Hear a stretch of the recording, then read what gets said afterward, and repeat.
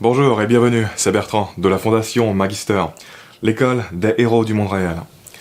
À la fin du dernier épisode, je vous disais que si vous partez vraiment de zéro, si vous êtes tout seul, que vous voulez entreprendre de grandes choses dans votre vie, vous croyez vraiment que vous pouvez vous permettre de ne pas être arrogant envers la vie et de ne pas assumer pleinement votre détermination. Avec toute la compétition qu'il y a de nos jours, vous pensez que vous pouvez en plus vous taper la compétition de votre propre esprit ? Non. Assumez pleinement votre détermination. C'est un des seuls moyens que vous pouvez développer pour vous en sortir quand vous partez de zéro. C'est une sorte d'antivirus contre l'impuissance apprise qui va inéluctablement s'installer quand vos efforts ne paieront pas. Rappelez-vous ce que je vous ai dit dans le passé. Les émotions sont des prédictions. Croyez-moi, si malgré vos efforts, vous ne gagnez pas dans la vie, sur la durée, c'est assez facile de déprimer. Peu importe à quel point vous vous croyez solide. Parce que votre subconscient n'est pas con. Il va bien voir que ce que vous faites ne rapporte rien. Il va bien voir que vous êtes en train de perdre, qu'il n'y a pas de perspective que ça change à l'horizon, et par conséquent, il va prédire que ça ne mènera à rien, et donc il laissera s'installer la dépression. Dépression qui n'est autre que la manifestation psychophysiologique de cette prédiction d'échec sur la durée.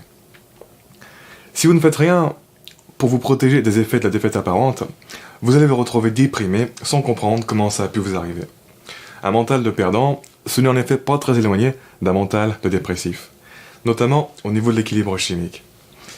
Autrement dit, si vous entreprenez des choses et que ça ne marche pas bien, et que vous laissez la défaite apparente vous atteindre, vous allez déprimer.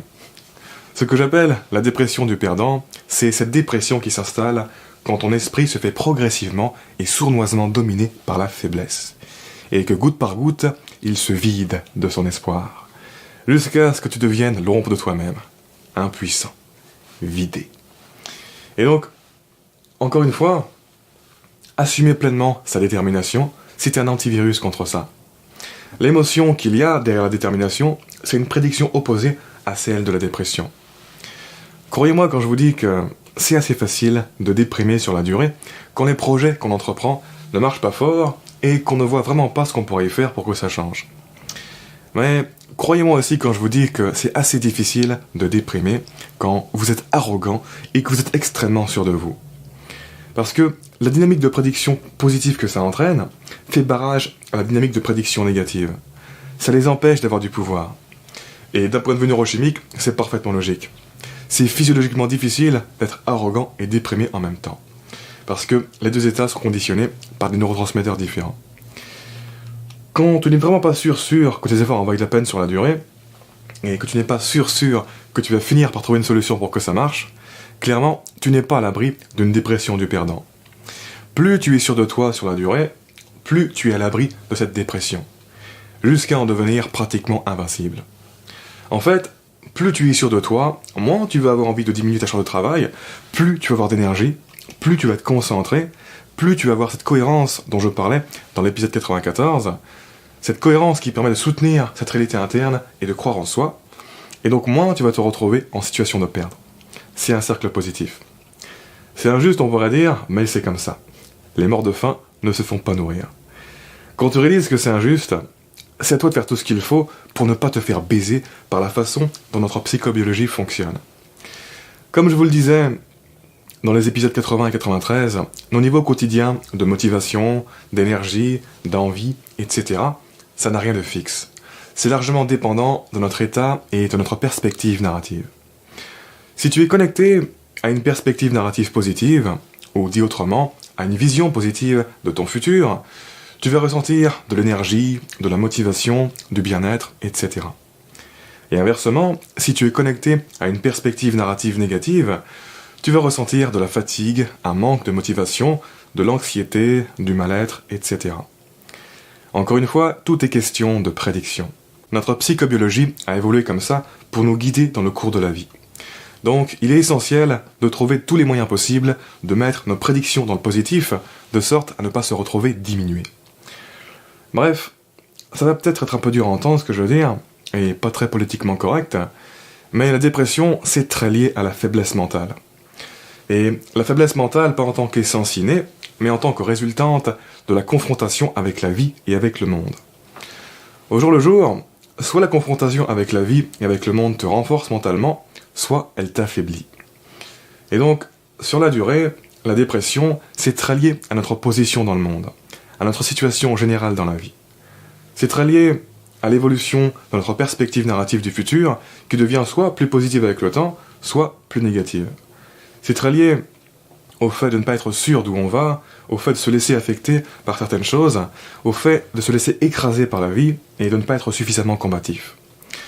Je veux dire, les trous du cul pleins d'arrogance envers la vie, qui savent clairement ce qu'ils veulent, qui pissent métaphoriquement sur les obstacles que la vie leur impose, ils dépriment pas aussi facilement que les personnes beaucoup plus modestes et réservées.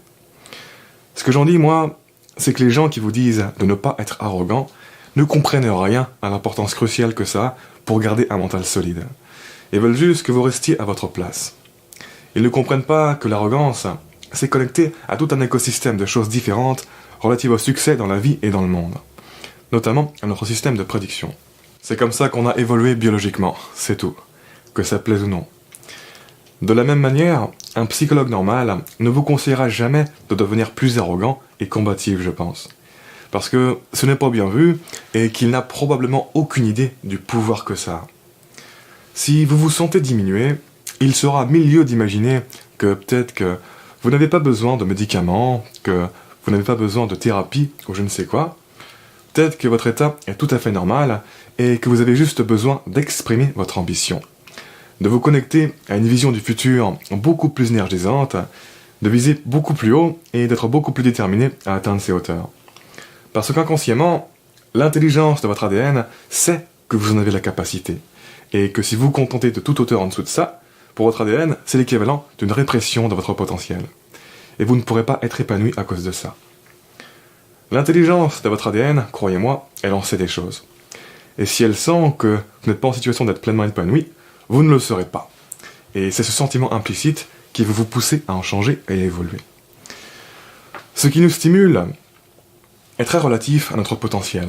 Ne vous comparez pas aux autres pour identifier ce qui devrait être normal pour être épanoui dans votre vie. Dans la plupart des cas, je suis convaincu qu'il y a une explication parfaitement logique derrière un manque d'épanouissement. Bref, vous croyez ce que vous voulez, mais pendant ce temps-là, les personnes qui dominent leur domaine sont souvent les personnes les plus arrogantes qui soient vis-à-vis de la vie, qui ont une croyance en elles complètement disproportionnée. Et ce n'est pas un hasard. Encore une fois, c'est un cercle positif. Et parce qu'elle fait partie d'un cercle positif, manufacturer son arrogance de l'intérieur est un gros prédicteur du succès réel. Après, comprenez-moi bien, ce que je vous dis, ce n'est pas de devenir un trou du cul arrogant complètement imbuvable. Non, ce que je vous dis, c'est de vous donner du pouvoir. Ce que je vous dis, c'est de prendre votre place dans le monde. Ce que je vous dis, c'est de supercharger votre mental, de sorte à être en capacité d'affronter des projets qui vous dépassent.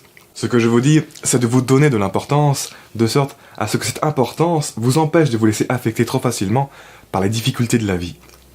Ce que je vous dis, c'est de ne pas vous mettre de limites. Limites que vous vous mettez sûrement sans vous en rendre compte.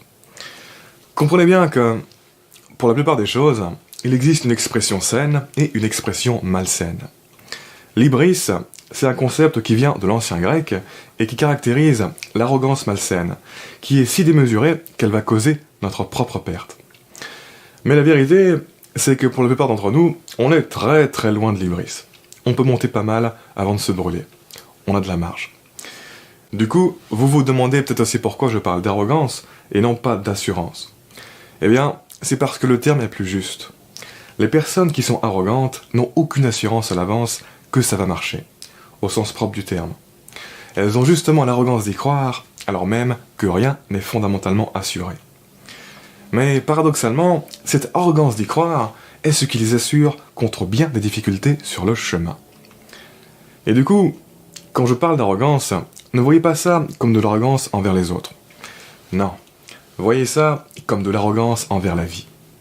Voyez ça comme une attitude combative qui vous fait garder la tête haute, même quand vous êtes manifestement en difficulté.